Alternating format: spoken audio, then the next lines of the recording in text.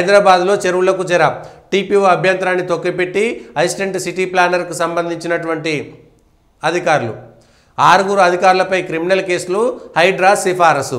ఈ అంశంలో హైడ్రా కూలగొడుతుంది సరే, 25 సంవత్సరాల క్రితం అనుమతులు ఇచ్చింది అధికారులే.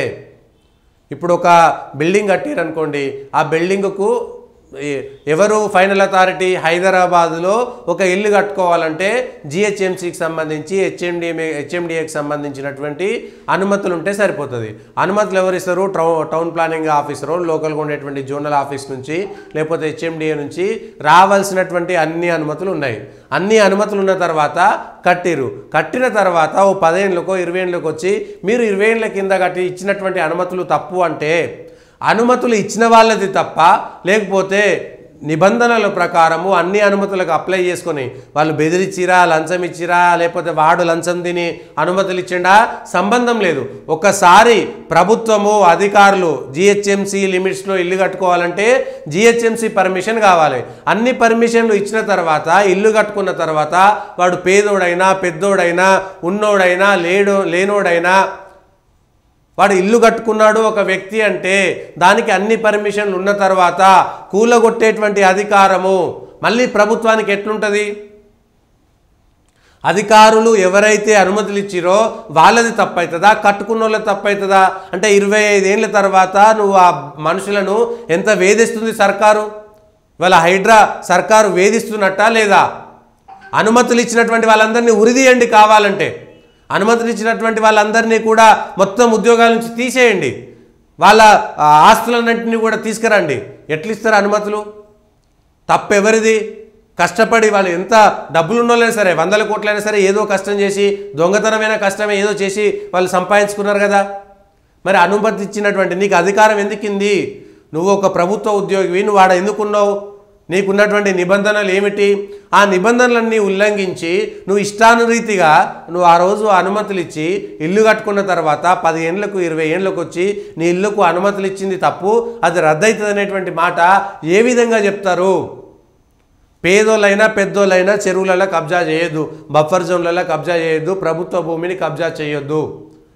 చేసినప్పుడే చర్యలు తీసుకోవాలి. చర్యలు తీసుకోలేనటువంటి అధికారులదే తప్పు. ఇన్ని రకాల, ఎందుకంటే ఒకసారి ఆ ఎఫ్టీఎల్లో ఇల్లు కట్టాలంటే ఇరిగేషన్ డిపార్ట్మెంట్ నుంచి, మున్సిపల్ డిపార్ట్మెంట్ నుంచి, హెచ్ఎండిఏ నుంచి, లోకల్ అథారిటీ అయితే గ్రామ పంచాయతీ నుంచి, ఇంతమంది నుంచి వాళ్ళ అనుమతులు ఎందుకు పొందేరు? వాళ్ళన్నిటికీ పన్నులు కట్టారు కదా. ఆ తర్వాత ఈఎంఐలు కట్టుకుంటారు, బ్యాంకులలో లోన్ తీసుకున్నారు, ప్రతి ఏడాది ఇంటి పన్ను కడుతున్నారు, నల్ల పన్ను కడుతున్నారు, కరెంటు బిల్లు కడుతున్నారు, రోడ్ వేసిరు, అన్నీ వేసిన తర్వాత 10 ఏళ్ళ తర్వాత 20 ఏళ్ళ తర్వాత వచ్చి ఇది మీ ఇల్లు కాదు, ఇది ఇట్లాంటి ఇండ్లు కట్టేటప్పుడు కళ్ళు మూసుకున్నాయా అధికారులకు? ఆ రోజు వీళ్ళందరికీ ఎందుకు అనుమతులు ఇచ్చిరు? పాపం ఇందులో ఒక ఆయన మాట్లాడిండు. అమర్ సొసైటీ గ్రీన్ బెల్ట్ను వదిలి అమర్ సొసైటీ లేఅవుట్ను ఉడా అధికారులు ఆమోదం తెలిపారు. అనుమతి ఉన్న లేఅవుట్లు ప్లాట్లు తీసుకుని ఇంటి నిర్మాణం కోసం జిహెచ్ఎంసీ అనుమతి తీసుకున్నాం. హైదరాబాద్లో ఇల్లు కట్టుకోవాలంటే ఇంకా ఏమేమి అనుమతులు తీసుకోవాలో చెప్పండి. హైదరాబాద్లో ఇల్లు కట్టుకోవాలంటే జిహెచ్ఎంసీ, మున్సిపాలిటీలో ఇల్లు కట్టుకోవాలంటే మున్సిపాలిటీ అధికారులు, గ్రామ పంచాయతీలు అయితే గ్రామ పంచాయతీ సంబంధించినటువంటి అధికారులు అనుమతులు ఇస్తారు. ఆ అనుమతులు ఎవరు ఎందుకు ఇస్తున్నారు? తప్పుడు లెక్కల ప్రకారం ఎందుకు కడుతున్నారు? కట్టిన తర్వాత ఎందుకు చేస్తున్నారు?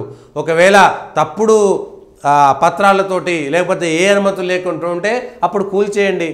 అనుమతులు లేకుండా కట్టినటువంటి వాడిదే తప్పవుతుంది అప్పుడు. కానీ అన్ని అనుమతులు మీరే ఇచ్చి ఇదంతా కట్టుకోండి అని మీరే చెప్పి దానికి సంబంధించినటువంటి పన్నులన్నీ కట్టించుకొని ఏది అనుమతుల కోసం కావాల్సినటువంటి రుసుమంతా చెల్లించిన వాళ్ళు అదంతా అయిపోయింది. దాని తర్వాత 10 ఏళ్ళు 15 ఏళ్ళు అవుతుంది ఇల్లు కట్టుకొని. ఆ 10-15 ఏళ్ళ నుంచి ఇంటి పన్ను కడుతున్నారు కదా, ట్యాక్స్ కడుతున్నారు కదా, నల్లా మీరు ప్రొవైడ్ చేస్తే నల్లా బిల్లు కడుతున్నారు కదా, మీరే కరెంట్ ఇచ్చినందుకు కరెంటు బిల్లు కడుతున్నారు కదా, మీరు అక్కడ కార్లు కొనుక్కున్న వాళ్ళు కార్లకు ట్యాక్స్ కడుతున్నారు కదా. అన్నీ కట్టిన తర్వాత 20 ఏళ్లకు తాపీగా పోయి మీరు మీ ఇంటికి అనుమతులు చెల్లవు. ఎట్లా ఇది సాధ్యం? తప్పు కట్టుకున్న వాళ్ళదా అధికారులదా?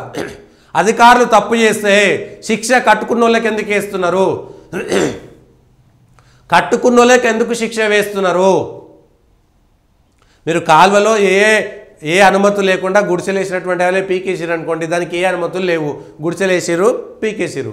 కానీ ఇల్లు కట్టుకునేటువంటి వాళ్ళు ఇంత పెద్ద ఇల్లు కట్టుకొని ఇంత పెద్ద కాలనీ కట్టినప్పుడు అనుమతులు లేకుంటేనే ఇల్లు కట్టిరా? కేవలం అనుమతి లేని ఇల్లు మాత్రమే కూలగొట్టండి.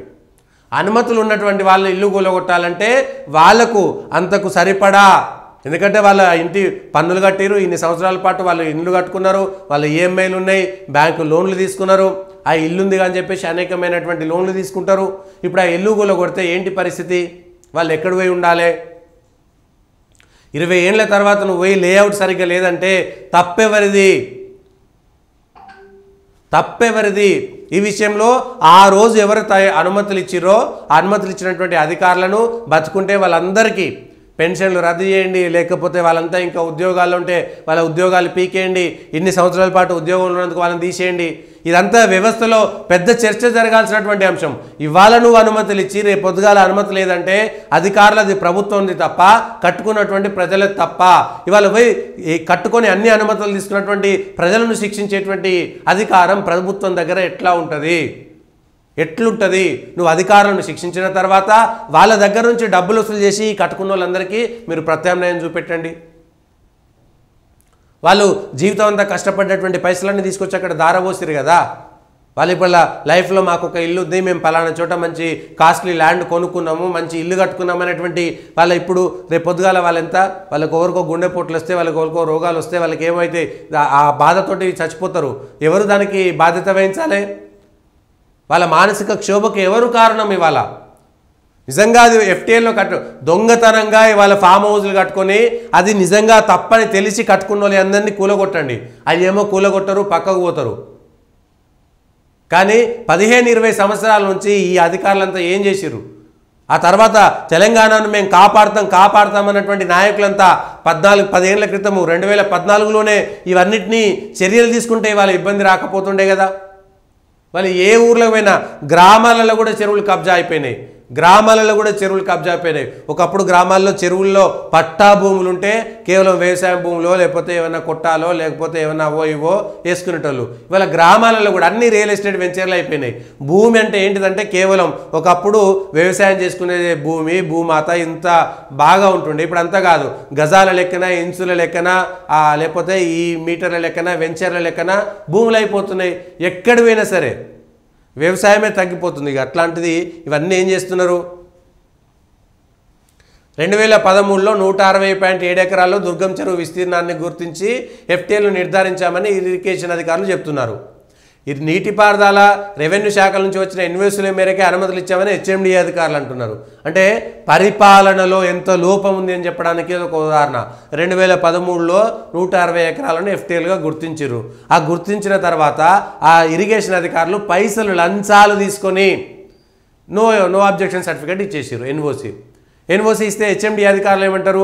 మేము ఏదైనా ఎఫ్టీఎల్ బఫర్ జోన్లో మేము అనుమతులు ఇవ్వాలంటే ఇరిగేషన్ అధికారులు అక్కడ బఫర్ జోన్ లేదు, ఎఫ్టీఎల్ లేదు, లేకపోతే ఫీడర్ ఛానల్ లేదు, ఇట్లా నిబంధనలకు అనుకూలంగా ఉన్నాయని వాళ్ళు ఎన్ఓసి ఇచ్చినందుకే మేము అనుమతులు ఇచ్చామని హెచ్ఎండిఏ వాదులో లేకపోతే జిహెచ్ఎంసీ వాళ్ళు చెప్తున్నారు.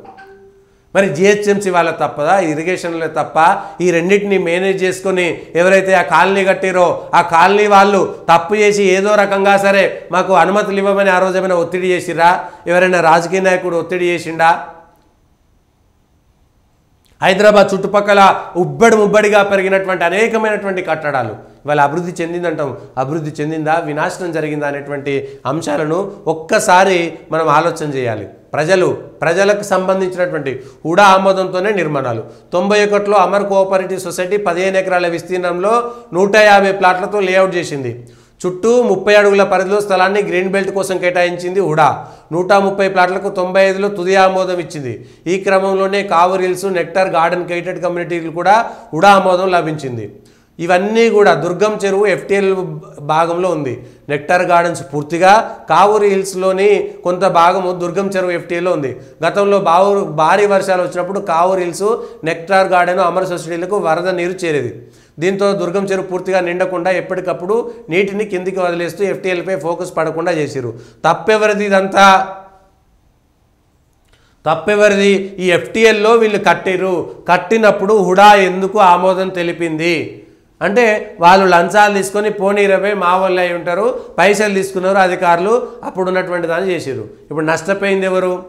తెలియక కొన్నోళ్ళ, తెలిసి కొన్నోళ్ళ, తెలిసి లంచాల నుంచి వెంచర్లు చేసినోళ్ళ? ఎవరు దీన్ని నష్టపోయింది? ఎవరు కాపాడాలి? ఇవన్నీ ఒకెత్తు. ఏది ఇంతకు ముందు వరకు కబ్జాలైనటువంటి చెరువులన్నీ ఒకెత్తు. ఇవాళ రేవంత్ రెడ్డి గారు, కాంగ్రెస్ సర్కారు హైడ్రా తీసుకొచ్చింది కదా. ఈరోజు మీరు నీటిపారుదల శాఖ తెలంగాణలో ఉండేటువంటి అన్ని శాఖలకు ఒక హెచ్చరిక జారీ చేయండి. ప్రభుత్వ భూమిలో అనుమతులు ఇస్తే అధికారులదే బాధ్యత. చెరువుల్లో కూడా ఎటువంటి కట్టడాలండి, ప్రభుత్వ కట్టడాలది ప్రత్యేకం. ప్రైవేటు కట్టడాలకు చెరువుల్లో కానీ ప్రభుత్వ భూముల్లో కానీ వెంచర్లు చేయడానికి అనుమతులు ఇచ్చి ఇష్టానుసారంగా రెవెన్యూ వాళ్ళు, మున్సిపాలిటీ, గ్రామం వాళ్ళు, ఇరిగేషన్ డిపార్ట్మెంటు అందరూ కూడా సమిష్టిగా బాధ్యత వహించాలని ఈ రోజు నుంచి వచ్చేటువంటి అనుమతుల్లో జాగ్రత్తలు తీసుకుంటారా? ఇప్పటికి వచ్చినటువంటి వాళ్ళనైనా సరే జాగ్రత్తలు తీసుకొని ఇప్పటికీ ఎటువంటి కట్టడాలు జరిగినటువంటి వెంచర్లకు అనుమతులు ఇచ్చినవి అన్నీ ఉన్నాయి కదా, ఓపెన్ ప్లాట్లు, వాటిని కూడా ఒక్కసారి సమీక్ష చేస్తారా? సమీక్ష చేయండి, లేకపోతే కష్టం.